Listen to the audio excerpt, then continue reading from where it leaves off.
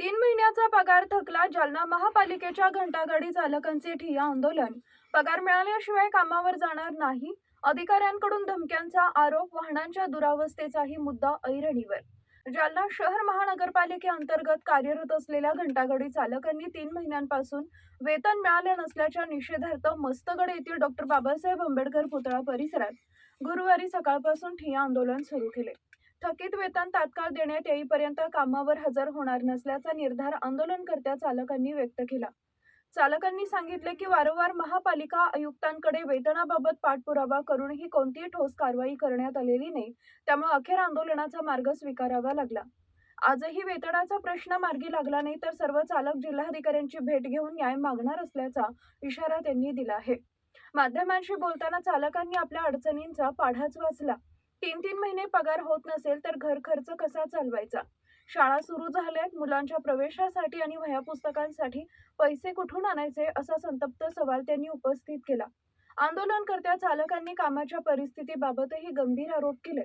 आम्ही रोज सकाळी 5 वाजल्यापासून दुपारी 2 वाजेपर्यंत जीव धोक्यात घालून काम करतो. घंटागाड्यांची अवस्था अत्यंत खराब आहे.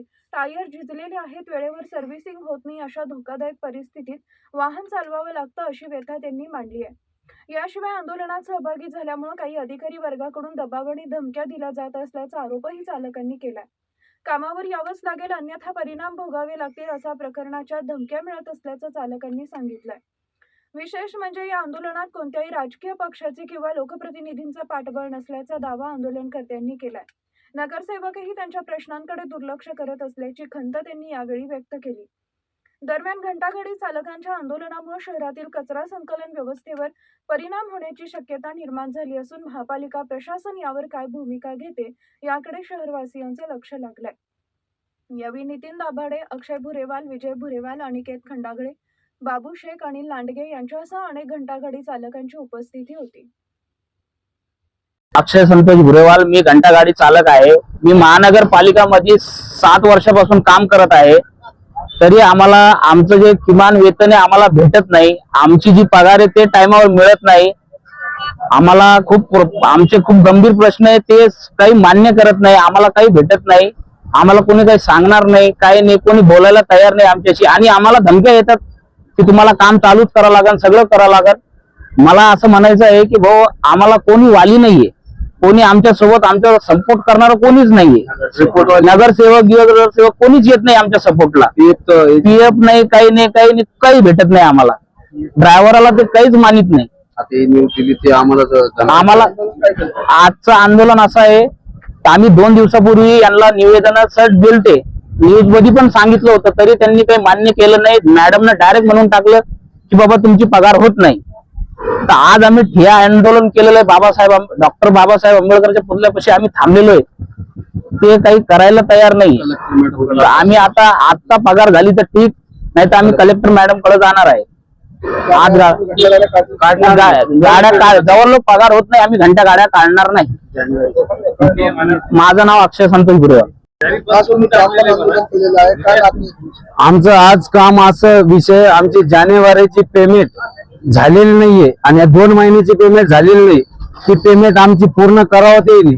आणि मागच्या जे ही एजन्सी, एकनेस एजन्सी, त्यांनी आमचे बुक, आपले चेकआउट सही, ते एटीएम ते पुरे जप्त केलेले आणि त्यांची पेमेंट आमची ती होत नाही. मॅडम कडे आम्ही गेलो आहे, मॅडम कडे, त्या मॅडम काय म्हणत्या, ती आमची ती डिलीट फाईल मध्ये गेलेली, तुमची हे ब्लॅकलिस्ट मध्ये गेलेली, ती पेमेंट काय होत नाही. आमची ती पेमेंट करावा.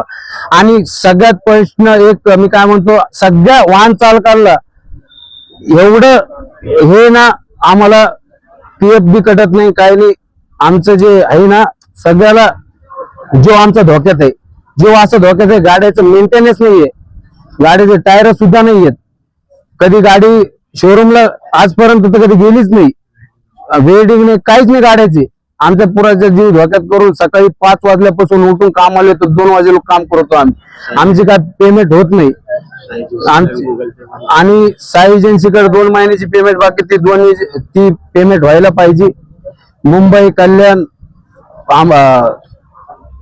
औरंगाबाद, नांदेड, संभाजीनगर हे सगळ्याकडे महानगरपालिका आहे. जालन्यामध्ये महानगरपालिका आहे. हे आमची पेमेंट करत नाही. कधी बी आम्हाला दोन दोन तीन तीन महिने असं थांबणं पडते. आमच्या घरात तर लेकरं नाहीत का, काही नाहीत का, शाळेचे ह्याचे पैसे कर्ज हे ते घेणं पडते.